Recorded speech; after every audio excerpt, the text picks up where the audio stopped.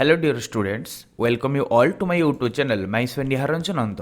जो पिलाने plus two second year arts से समस्त जानते कि आपण इंटरनल एग्जाम नोटिफिकेशन आसी आउ हिस्ट्री रे आपणकर इंटरनल एग्जाम रे कौन कौन आसीबो सेटा तो मु नोटिफिकेशन आपन कहि दिथली। आपणकर कॉलेज रे 20 मार्क रो एग्जाम हबो। आपन कॉलेज रे 20 मार्क रो एग्जाम हबो आउ सेही 20 मार्क एग्जाम रो रिजल्ट जहाला सेटा काउंसिल एग्जाम रे मिसिबो। 20 मार्क जो इंटरनल एग्जाम हम 20 मार्क इंटरनल एग्जाम मार्क को काउंसिल ऐड करा सबू नॉन प्रैक्टिकल सब्जेक्ट रे इटा रही से बेले हिस्ट्री रे भी आपण इतिहास रे भी आपण 20 मार्क रो जो एग्जाम देबे सेठु जहाँ पाइबे सेटा काउंसिल एग्जाम मिसिबो। तो यही जो इंटरनल एग्जाम अच्छी आपण हिस्ट्री कौथुरु क्वेश्चन आसीबो ना भारत इतिहास उपादान और भारतीय संस्कृतिर मूल भित्ति यही दुईटा यूनिट रु ही केवल क्वेश्चन आसो आउ कौथि आसबनी। तेणु से दुईटा यूनिट्र जी इंपोर्टाट क्वेश्चन मुझे चैनल डिस्कस करी आगे आम देखा कि इंपोर्टाट सर्ट टाइप देखा जोटा कि आप एमसीक्यू यही क्वेश्चन सब यही भितर ही आसो। यहाँ मोर ग्यारंटी कहीं यही भितर ये क्वेश्चन को छाड़देले आउ या बाहर किसी क्वेश्चन ना। तेणु ये क्वेश्चन गुड़ाक आप प्राक्ट करनियंतु आम डिस्कसन कला बेले जो मैंने आंसर जानी निश्चय भाव में चाट बॉक्स कि कमेंट सेक्शन में कमेंट करके लिखिए। आमर फर्स्ट क्वेश्चन अच्छी निम्नलिखित मध्यरु क्यों गोटिक इतिहासर प्रत्नतात्विक उपादान नुहे। यही भितरु क्योंटी इतिहासर प्रत्नतात्विक उपादान नुहे देखिबा के जन ठीक आंसर लिखिपारुचंती।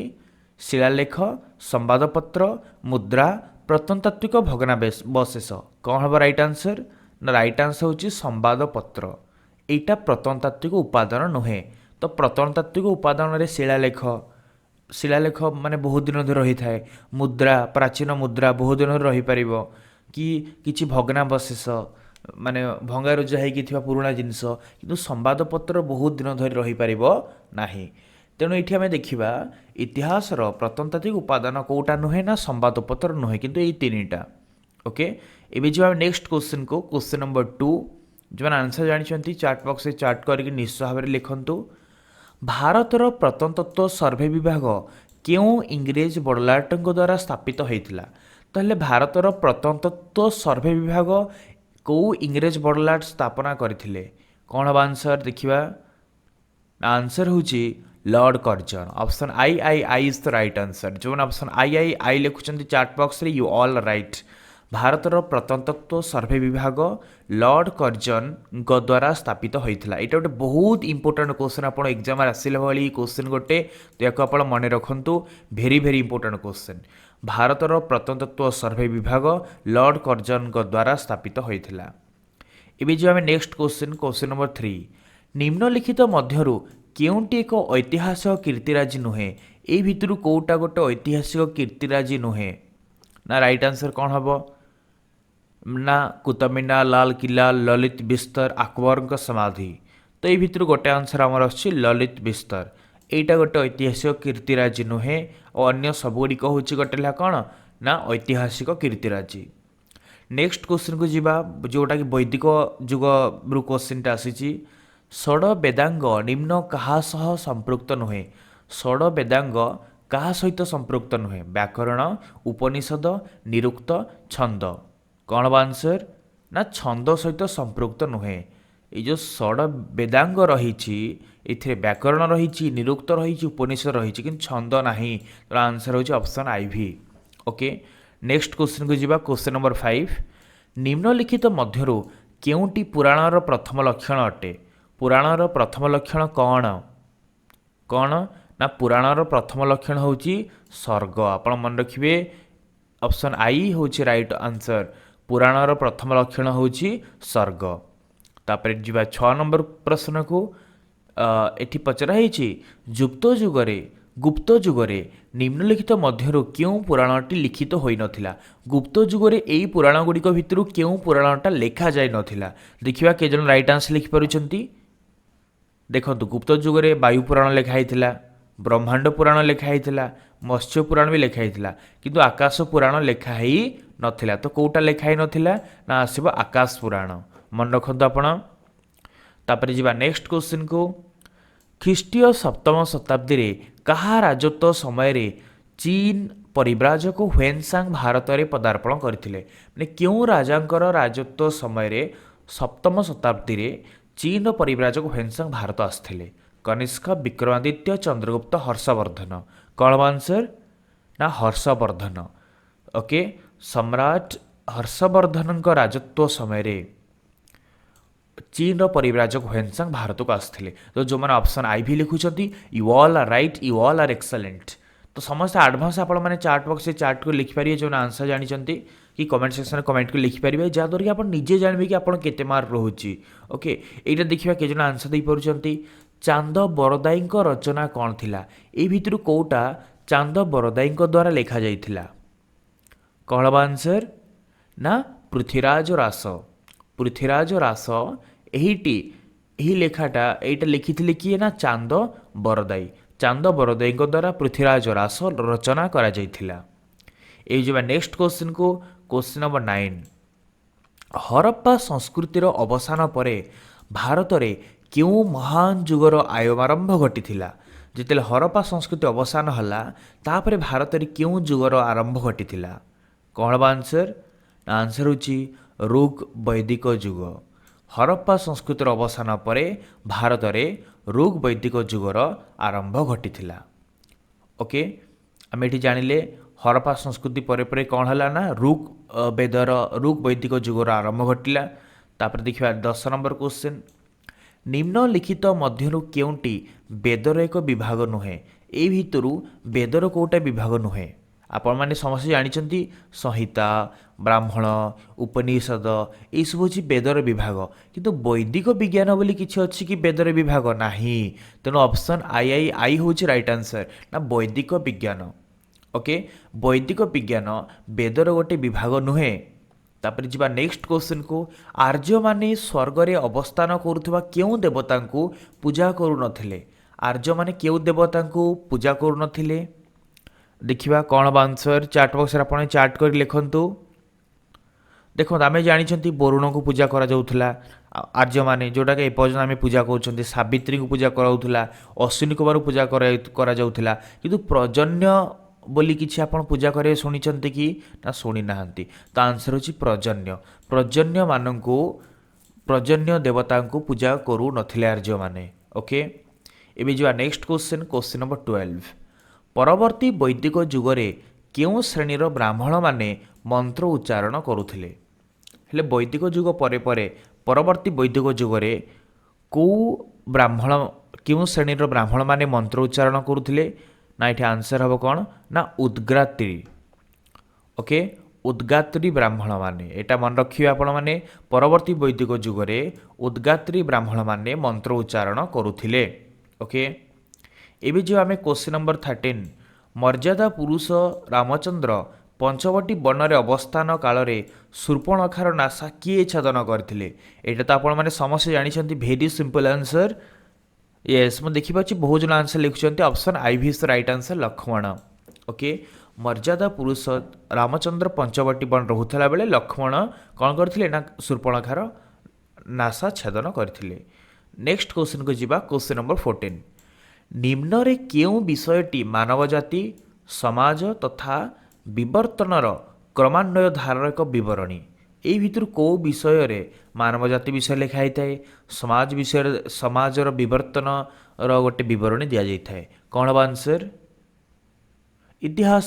ବହୁତ ସହଜ। ଇତିହାସରେ ମାନବ ଜାତିର ବିବରଣୀ ପ୍ରଦାନ କରାଯାଏ। ସାମାଜିକ ବିଜ୍ଞାନ ନଥାଏ, ମନସ୍ତତ୍ଵ ବିଜ୍ଞାନ ନଥାଏ, ଭୂଗୋଳରେ ନଥାଏ।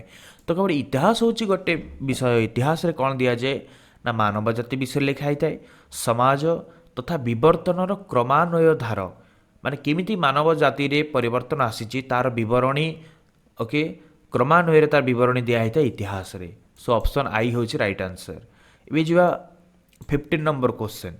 ସୃଷ୍ଟିର ପ୍ରାରମ୍ଭରେ ମଣିଷର ଅବସ୍ଥା କିଭଳି ଥିଲା? ସୃଷ୍ଟିର ପ୍ରାରମ୍ଭରେ ମଣିଷର ଅବସ୍ଥା କେମିତି ଥିଲା? ନା ବସ୍ତ୍ରହୀନ ଥିଲା। ଓକେ, ଅପସନ୍ ଆଇ ହେଉଛି ରାଇଟ୍ ଆନ୍ସର, ବସ୍ତ୍ରହୀନ ଥିଲା।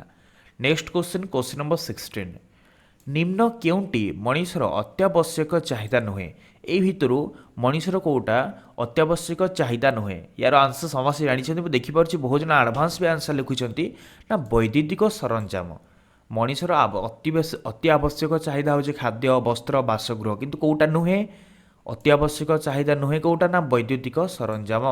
Option I V is the right answer. ଏବେ ଯିବା 70 ନମ୍ବର କ୍ୱେଶ୍ଚିନ୍କୁ। ଏଠି କୁହାଯାଇଛି ଇତିହାସର ଆକ୍ଷରିକ ଅର୍ଥ କ'ଣ? ଇତିହାସର ଆକ୍ଷରିକ ଅର୍ଥ କ'ଣ? କ'ଣ ହେବ ଆନ୍ସର? ଭେରି ସିମ୍ପଲ୍, ଆପଣ ଏଇଟା ପଢ଼ିଥିବେ ବହିରେ। ଅତୀତର ଇତିବୃତ୍ତିକୁ କୁହାଯାଏ ଇତିହାସ। ଯଦି ଆପଣଙ୍କ ପରୀକ୍ଷାରେ ପଚରାଗଲା ଇତିହାସର ଆକ୍ଷରିକ ଅର୍ଥ କ'ଣ, ଆପଣମାନେ ଲିଖିବେ ନା ଅତୀତର ଇତିବୃତ୍ତି ହିଁ ଇତିହାସ। ତାର ଆକ୍ଷରିକ ଅର୍ଥ ହେଉଛି ଅତୀତର ଇତିବୃତ୍ତି। ଓକେ, ତ ଆପଣମାନେ ମନେ ରଖନ୍ତୁ, ଏଇଟା ଗୋଟେ ଇମ୍ପୋର୍ଟାଣ୍ଟ ପଏଣ୍ଟ ହେଇପାରେ। ଏବେ ଯିବା 80 ନମ୍ବର କ୍ୱେଶ୍ଚିନ୍କୁ। ପୃଥିବୀର କେଉଁଠି ପ୍ରଥମେ ଇତିହାସ ଲିଖନ ଆରମ୍ଭ ହୋଇଥିଲା? ପୃଥିବୀର କେଉଁ ଦେଶରେ ପ୍ରଥମେ ଇତିହାସ ଲେଖନ ଆରମ୍ଭ ହୋଇଥିଲା? ଆନ୍ସର ହେଉଛି ଗ୍ରୀସ୍। ପ୍ରଥମେ ଗ୍ରୀସ୍ରେ ଇତିହାସ ଲିଖନ ଆରମ୍ଭ ହୋଇଥିଲା। ଓକେ, ତାପରେ ଏଇଟା ଗୋଟେ ଇମ୍ପୋର୍ଟାଣ୍ଟ କ୍ୱେଶ୍ଚିନ୍।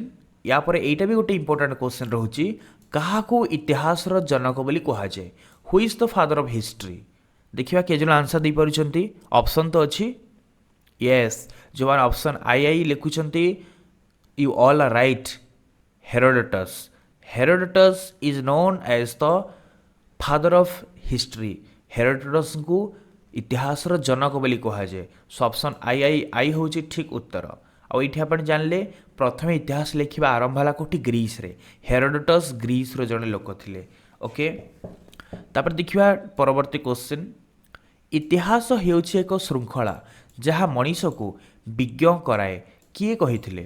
କିଏ କହିଥିଲେ କି ଇତିହାସ ହେଉଛି ଗୋଟେ ଶୃଙ୍ଖଳ ଯାହାକି ମଣିଷକୁ ବିଜ୍ଞ କରିଥାଏ? କ'ଣ ହେବ answer? Herodotus, Francis Bacon, Laski, Hiuen Tsang. କିଏ ଏଇ କଥାଟି କହିଥିଲେ? ଆନ୍ସର ହେଉଛି Francis Bacon. Option I is the right answer. Francis Bacon କହିଥିଲେ କି ଇତିହାସ ହେଉଛି ଏମିତି ଗୋଟେ ଶୃଙ୍ଖଳ ଯାହା ମଣିଷକୁ ଜ୍ଞାନୀ କରିଥାଏ, ବିଜ୍ଞ କରାଇଥାଏ। ଓକେ, ତାପରେ ନେକ୍ସଟ କ୍ୱେଶ୍ଚିନ୍କୁ ଯିବା। ହ୍ୱାଟ୍ ଇଜ୍ ହିଷ୍ଟ୍ରି ପୁସ୍ତକର ରଚୟିତା କିଏ? ଏଇଟା 2014 ଏକ୍ଜାମ୍ରେ ବି ପଡ଼ିଥିଲା। ହ୍ୱାଟ୍ ଇଜ୍ ହିଷ୍ଟ୍ରି ପୁସ୍ତକର ରଚୟିତା କିଏ? କିଏ ଏଇ ବହିଟା ଲେଖିଥିଲେ? ନା E.H. Car. E.H. Car what is history book ଲେଖିଥିଲେ। ଓକେ, ମନେ ରଖିବେ ଆପଣ ଏଇଟା। ନେକ୍ସଟ କ୍ୱେଶ୍ଚିନ୍କୁ ଯିବା। ନିମ୍ନଲିଖିତ ମଧ୍ୟରୁ କିଏ ପ୍ରାଚୀନ ଐତିହାସିକ ନୁହନ୍ତି? ଏଇ ଭିତରୁ କିଏ ଜଣେ ପ୍ରାଚୀନ ଐତିହାସିକ ନୁହନ୍ତି ବୋଲି ପଚରା ହେଇଛି। ତ ଆମେ ଦେଖନ୍ତୁ ଏଇ ନାଁ ସବୁ ପଢ଼ନ୍ତୁ ଆପଣ ଜାଣିପାରିବେ ଏଇ ଭିତରୁ ପ୍ରାଚୀନ ଐତିହାସିକ କିଏ। ପଲିବିୟସ୍ ଜଣେ ପ୍ରାଚୀନ ଐତିହାସିକ, ଥୁସିଡାଇସେ, ଗିବନ୍, ଏମାନେ ହେଉଛନ୍ତି ପ୍ରାଚୀନ ଐତିହାସିକ। କିନ୍ତୁ ଆପଣ ଜନ୍ ଷ୍ଟାଚିର ନାଁ ଶୁଣିଛନ୍ତି କି? ପ୍ରାଚୀନ ଐତିହାସିକ ଭିତରୁ ଏଇ 3 ଜଣଙ୍କ ନାଁ ଆପଣ ଶୁଣିଥିବେ, କିନ୍ତୁ ୟାଙ୍କର ନାଁ ଶୁଣିନଥିବେ, କାହିଁକିନା ଇଏ ପ୍ରାଚୀନ ଐତିହାସିକ ନୁହନ୍ତି। ଇଏ ହେଉଛନ୍ତି ଜଣେ କ'ଣ ମଡ଼ର୍ଣ୍ଣ ହିଷ୍ଟୋରିଆନ୍, ଜଣେ ଆଧୁନିକ ଐତିହାସିକ। ତ ଜନ୍ ଷ୍ଟାଚି ଜଣେ ପ୍ରାଚୀନ ଐତିହାସିକ ନୁହନ୍ତି। ଓକେ, ତାପରେ ଯିବା ନେକ୍ସଟ କ୍ୱେଶ୍ଚିନ୍କୁ। ଇତିହାସର ଅନୁପସ୍ଥିତିରେ କାହାର ସ୍ଥିତି ଅନୁଭବ କରାଯାଇପାରିବ ନାହିଁ?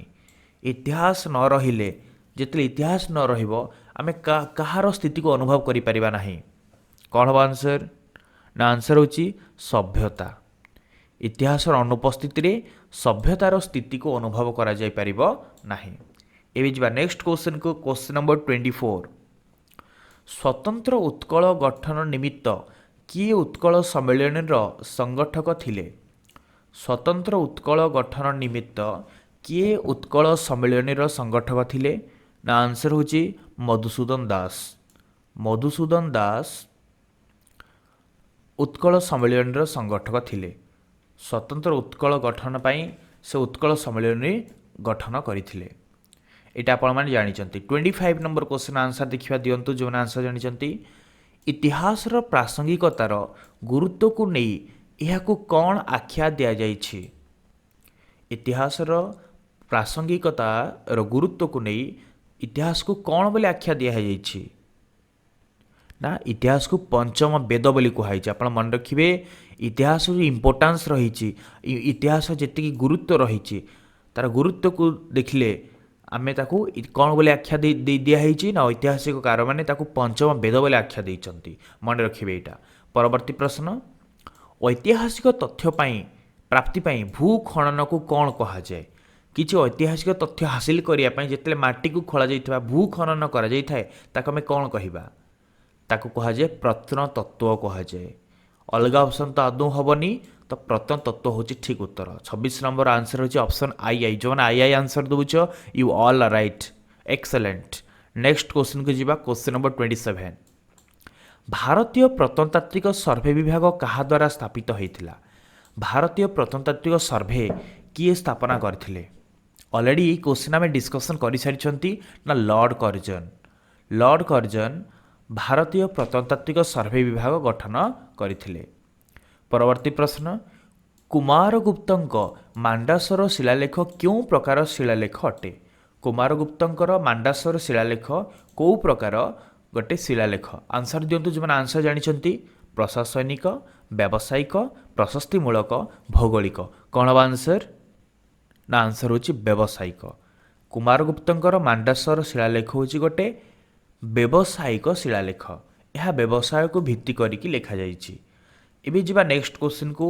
ଏଇଟା ହେଉଛି ଭେରି ଭେରି ଇମ୍ପୋର୍ଟାଣ୍ଟ କ୍ୱେଶ୍ଚିନ୍। ଏଇଟା ବହୁତ ଥର ଇଣ୍ଟରନାଲ୍ ଏକ୍ଜାମ୍ ଆସିବାର ଦେଖାଯାଇଛି। ଆଗରୁ କ୍ୱାର୍ଟରାଣ୍ଟ ଏକ୍ଜାମ୍ ଆସିଛି, ତ ଏଥର ଇଣ୍ଟରନାଲ୍ ଏକ୍ଜାମ୍ ପାଇଁ ଆପଣଙ୍କର ଇମ୍ପୋର୍ଟାଣ୍ଟ ଏଇଟା। ଏସିଆଟିକ୍ ସୋସାଇଟି ଅଫ୍ ବେଙ୍ଗଲ କେତେ ମସିହାରେ ପ୍ରତିଷ୍ଠା କରାଯାଇଥିଲା? କେଉଁ ମସିହାରେ ଏସିଆଟିକ୍ ସୋସାଇଟି ଅଫ୍ ବେଙ୍ଗଲର ସ୍ଥାପନା କରାଯାଇଥିଲା? ଯେଉଁମାନେ ଆନ୍ସର ଜାଣିଛନ୍ତି ଲେଖନ୍ତୁ। 1773 ହେବନି, 1774। Option I V is the right answer. 1774ରେ ଏସିଆଟିକ୍ ସୋସାଇଟି ଅଫ୍ ବେଙ୍ଗଲର ସ୍ଥାପନା କରାଯାଇଥିଲା। 1774। ଓକେ, ମନେ ରଖନ୍ତୁ ଏହାକୁ। ନେକ୍ସଟ କ୍ୱେଶ୍ଚିନ୍କୁ ଯିବା। Question number 30। କେଉଁ ଶିଳାଲେଖ ଭାରତ ଓ ଇରାନ ମଧ୍ୟରେ ଥିବା ସମ୍ପର୍କ ବିଷୟରେ ସୂଚନା ପ୍ରଦାନ କରେ? ଆମେ କେଉଁ ଶିଳାଲେଖରୁ ଭାରତ ଏବଂ ଇରାନ ଭିତରେ ଥିବା ସମ୍ପର୍କକୁ ଆମେ ଜାଣିପାରିବା? କାଦିରୁସମ, ନାଖିରୁସ୍ତମ, କଳିଙ୍ଗ ଯୁଦ୍ଧ, ସାମରିକ ବ୍ୟବସ୍ଥା। କେଉଁଥିରୁ ଆମେ ଜାଣିପାରିବା? ନା ନାଖିରୁସ୍ତମ। ନାଖିରୁସ୍ତମ, ନାଦିରୁସମ ହେବନି, ନାଖିରୁସ୍ତମ ହେବ। ମନେ ରଖନ୍ତୁ, ନାଖିରୁସ୍ତମ ଶିଳାଲେଖରୁ ଆମେ ଭାରତ ଓ ଇରାନ ଭିତରେ ଥିବା ସମ୍ପର୍କ ବିଷୟରେ ଆମେ ଜାଣିପାରନ୍ତି।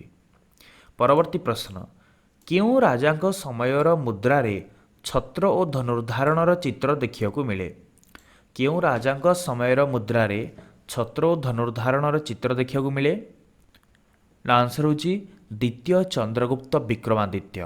Option I is the right answer. ଦ୍ୱିତୀୟ ଚନ୍ଦ୍ରଗୁପ୍ତ ବିକ୍ରମାଦିତ୍ୟଙ୍କ ସମୟରେ ମୁଦ୍ରାରେ ଛତ୍ର ଓ ଧନୁର୍ଦ୍ଧାରଣର ଚିତ୍ର ଦେଖିବାକୁ ମିଳେ। ମାନେ ଦ୍ୱିତୀୟ ଚନ୍ଦ୍ରଗୁପ୍ତ ବିକ୍ରମାଦିତ୍ୟ ଯେଉଁ କରେନ୍ସି, ଯେଉଁ ମୁଦ୍ରା ସେ ପ୍ରଚଳନ କରିଥିଲେ, ସେଠି ରାଜାଙ୍କ ପାଖରେ ଛତ୍ର ରହୁଥିଲା ଏବଂ ଧନୁର୍ଦ୍ଧାରଣ ବା ଧନୁ ତୀରର ମଧ୍ୟ ଛବି ରହିଥିଲା। ଓକେ, ତେଣୁ ମନେ ରଖିବେ ଆପଣ ଦ୍ୱିତୀୟ ଚନ୍ଦ୍ରଗୁପ୍ତ ବିକ୍ରମାଦିତ୍ୟ। ପରବର୍ତ୍ତୀ ପ୍ରଶ୍ନ, କେଉଁ ପ୍ରତ୍ନତାତ୍ତ୍ୱିକଙ୍କ ଅଧୀନରେ ନାଳନ୍ଦାରେ ଖନନ କାର୍ଯ୍ୟ ସମ୍ପାଦିତ ହୋଇଥିଲା? ନାଳନ୍ଦାରେ ଖନନ କାର୍ଯ୍ୟ କେଉଁ ପ୍ରତ୍ନତାତ୍ତ୍ୱିକଙ୍କ ଅଧୀନରେ ଖନନ କାର୍ଯ୍ୟ ସମ୍ପାଦନ ହୋଇଥିଲା? କ'ଣ ହେବ ଆନ୍ସର? ନା ଆନ୍ସର ହେଉଛି ଡକ୍ଟର ସ୍ପୁନର। ଡକ୍ଟର ସ୍ପୁନରଙ୍କ ଅଧୀନରେ। ଡକ୍ଟର ସ୍ପୁନର ଏମିତି ଜଣେ ପ୍ରତ୍ନତାତ୍ତ୍ୱିକ ଥିଲେ ଯାହାଙ୍କର ଅଧୀନରେ କି ନାଳନ୍ଦାରେ ଖୋଳିବା କାମ ସମ୍ପାଦିତ ହୋଇଥିଲା। ଓକେ, ବିହାର, ନାଳନ୍ଦା କେଉଁଠିରେ ଅଛି? ଯଦି ଆପଣ କ୍ୱେଶ୍ଚିନ୍ ଆସିଲେ ଆପଣ ଜାଣିଛନ୍ତି ବିହାର। ଏବେ ବିହାର ଠାରେ ନାଳନ୍ଦା ରହିଛି। ପରବର୍ତ୍ତୀ ପ୍ରଶ୍ନ, ତକ୍ଷଶିଳାର ଐତିହାସିକ କୀର୍ତ୍ତିରାଜି କେଉଁ କଳା ଉପରେ ସୂଚନା ପ୍ରଦାନ କରିଛି? ତକ୍ଷଶିଳାର ଐତିହାସିକ କୀର୍ତ୍ତିରାଜି କେଉଁ କଳା ଉପରେ ସୂଚନା ପ୍ରଦାନ କରିଛି? ଯେଉଁମାନେ ଆନ୍ସର ଜାଣିଛନ୍ତି ଲେଖନ୍ତୁ। ନା ଗାନ୍ଧାର କଳା। Very good. ଯେଉଁମାନେ ଅପସନ୍ ଆଇ ଲେଖୁଛନ୍ତି ଠିକ୍ ଉତ୍ତର। ଆଇ ହିଁ ରାଇଟ୍ ଆନ୍ସର ହେବ। ନା ତକ୍ଷଶିଳାର ଐତିହାସିକ କୀର୍ତ୍ତିରାଜି ଗାନ୍ଧାର କଳା ଉପରେ ସୂଚନା ପ୍ରଦାନ କରିଛି। ଓକେ, ପରବର୍ତ୍ତୀ ପ୍ରଶ୍ନ, କେଉଁ ଦେଶରେ ଆବିଷ୍କୃତ କଳା ଏଙ୍ଗକର ଭାଟ ମନ୍ଦିରର ବୈଶିଷ୍ଟ୍ୟ ପ୍ରତିପାଦନ କରେ? କେଉଁ ଦେଶରେ ଆବିଷ୍କୃତ କଳା ଏଙ୍ଗକର ଭାଟ ମନ୍ଦିରର ବୈଶିଷ୍ଟ୍ୟ ପ୍ରତିପାଦନ କରେ? ନା ଆନ୍ସର ହେଉଛି କାମ୍ବୋଡ଼ିଆ। ଓକେ, କାମ୍ବୋଡ଼ିଆ ଦେଶରେ ଯେଉଁ କଳାର ଆବିଷ୍କାର କରାଯାଇଛି ତାହା ଏଙ୍ଗକର ଭାଟ ମନ୍ଦିରର ବୈଶିଷ୍ଟ୍ୟ ସହିତ ସମାନ ରହୁଛି। ଓକେ, କାମ୍ବୋଡ଼ିଆ ମନ୍ଦିରର କଳା ଆଉ ଭାରତର ଏଙ୍ଗକର ଭାଟ ମନ୍ଦିରର କଳା ଭିତରେ ବହୁତ କିଛି ସାମଞ୍ଜସ୍ୟ ରହିଛି। ତ ପରବର୍ତ୍ତୀ ପ୍ରଶ୍ନକୁ ଯିବା। ନିମ୍ନଲିଖିତ ମଧ୍ୟରୁ କେଉଁ ସ୍ଥାନରେ ବୌଦ୍ଧ ଐତିହାସିକ କୀର୍ତ୍ତିରାଜି ଦେଖିବାକୁ ମିଳେ ନାହିଁ? କେଉଁଠି ବୌଦ୍ଧ ଐତିହାସିକ କୀର୍ତ୍ତିରାଜି ଦେଖିବାକୁ ମିଳେ ନାହିଁ ବୋଲି କୁହାଯାଇଛି? ଆପଣମାନେ ସମସ୍ତେ ଜାଣିଛନ୍ତି कि आम जो देखा धौली धौली थारे धौलीगिरी आप देखी जानिथिबे सेठी बौद्ध कीर्तिराज देखा मिले सारनाथ रे मिले सारनाथ भी देखा मिले सांची रे सांची स्तूप रही ओके एठी भी देखा पाइबे आप किंतु उदयगिरी रे देखा मिले नाही कौटी मिले बौद्ध ऐतिहासिक कीर्तिराज उदयगिरी देखा मिले कि धौली अच्छी धौली रे आप देखिए शांति स्तूप जो रही धौलीगिरी सारनाथ रे अशोकंकर कौन स्तंभर अशोक स्तंभर मिलता अशोक स्तंभ सेठी रही सांची स्तूप जो बौद्ध स्तूप रही सांची रे किंतु उदयगिरी सेमती कौन ऐतिहासिक कीर्तिराज देखा मिले ना सो ऑप्शन आई भी हूँ राइट आंसर। ये जी नेक्स्ट क्वेश्चन नंबर 36 निम्नलिखित ऐतिहासिक कीर्तिराज मध्य केउंटी अकबर समाधि अटे ये भितर कौटा अकबर समाधि देखिबा कौन हम ना आंसर हूँ सिकंदरा सिकंदरा हूँ अकबर समाधि ओके। नेक्स्ट क्वेश्चन को जीवा भारतर राष्ट्रपति भवन किभली कला स्थापत्यर एक बलिष्ठ निदर्शन अटे भारत राष्ट्रपति भवन कौ भली गोटे कला स्थापत्य इंडो चीन इंडो यूरोपीय इंडो इस्लामीय इंडो मंगोलीय कौन हम आंसर ना यहाँ हूँ इंडो यूरोपीय यहाँ हूँ इंडो यूरोपीय कला ओके राष्ट्रपति भवन हूँ इंडो यूरोपीय कला स्थापत्यर गोटे बलिष्ठ निदर्शन कहीं Indian architecture and European architecture रो मिक्सिंग होता तैयारी होता ओके। एबे जीवा नेक्स्ट क्वेश्चन को क्वेश्चन नंबर 38 निम्नलिखित मध्यरु केउंटी षड वेदांग अंतर्गत नुहे ए भितर कोटा षड वेदांगर अंतर्गत नुहे आम ऑलरेडी पढ़ी सारे वेदांग उपर एभली गोटे क्वेश्चन आगुरी थिला एभली ए भितर जो देखिए आपण माने देखंतु कल्प निरुक्त व्याकरण एगुड़ा हूँ वेदांगर अंशविशेष कल्प निरुक्त वेदांग अच्छी युड़ा सब हूँ कौन षड वेदांगर अंतर्गत किंतु चौतीसा नुहे चौतीसा षड वेदांगर अंतर्गत नुहे सो ऑप्शन आई भी हूँ ठीक उत्तर ओके। इबे जो मैं नेक्स्ट क्वेश्चन को 39 नंबर क्वेश्चन पुराणर शेष लक्षणटी कौन अटे पुराणर शेष लक्षण कौन ना पुराणर शेष लक्षण हूँ वंशानुचरित ऑप्शन आई भी राइट आंसर वंशानुचरित हूँ पुराणर शेष लक्षण। ये वीडियो को आम गोटे दुईटा पार्ट डिस्कस करिबा एबे आम नेक्स्ट क्वेश्चन को जीवा 40 नंबर क्वेश्चन बौद्ध साहित्य को कौन कहा जाए यहाँ गोटे इंपोर्टाट क्वेश्चन भी आपण मान भेरी भेरी इंपोर्टाट क्वेश्चन या मन रखिए यहाँ गोटे इंपोर्टाट क्वेश्चन यहाँ एग्जाम आसबार चांस रही जो आंसर जानते लिखु बौद्ध साहित्य को कौन कहा जाए त्रिपिटक उपांग सत्यार्थ प्रकाश मुक्ति चिंतामणि कौन हम उत्तर आंसर हम त्रिपिटक बौद्ध साहित्य को त्रिपिटक कहा जाए त्रिपिटक हूँ ग्रंथ बौद्ध ग्रंथ तेणु यहाँ हूँ बौद्ध साहित्य ओके आपण मन रखिए बौद्ध धर्मर गोटे इंपोर्टाट ग्रंथ हूँ त्रिपिटक ओके तो यहाँ गोटे इंपोर्टाट क्वेश्चन भी आपण ये आम यही सेक्शन में 40टा क्वेश्चन डिस्कस कले नेक्स्ट पार्ट रे पुणी रिमेनिंग वीडियोस देदेवी तेणु आपण मैंने सर्च करके यूट्यूब रे निहार रंजन नंद वीडियो सब देखी नहीं पारे आउ जो क्वेश्चन मुझे डिस्कस करुँची या भितर ही आपंकर क्वेश्चन आसो या बाहर किसी आसबनी कि भारत इतिहास उपादान और भारतीय संस्कृतिर मूल भित्ति ये जो दुईटा यूनिट रही से यूनिट को आम थरोली डिस्कस करवा ये भितर ही आपंकर प्रश्न आसो ये दुईटार ये जो दुईटा यूनिट कहली दुईटा यूनिट रू ही आपंकर इंटरनल एग्जाम रे प्रश्न आसो तेणु वीडियो को जो मैंने बुझीपारे आउ थे देखिकी यार क्वेश्चन आंसर आप मन रखी नहीं पारे ओके समस्त वीडियो को लाइक करूँ आप फ्रेंड मान सहित विभिन्न ग्रुप रे आपको शेयर करूँ मु टार्गेट रखी ये वीडियो केमती 500 लाइक क्रॉस कर जब यहाँ 500 लाइक क्रॉस कला आपको जी बाकी रिमेनिंग रही चैप्टर से सबूर आपको वीडियोस मुझे प्रोवाइड करी okay thank you all thank you very much.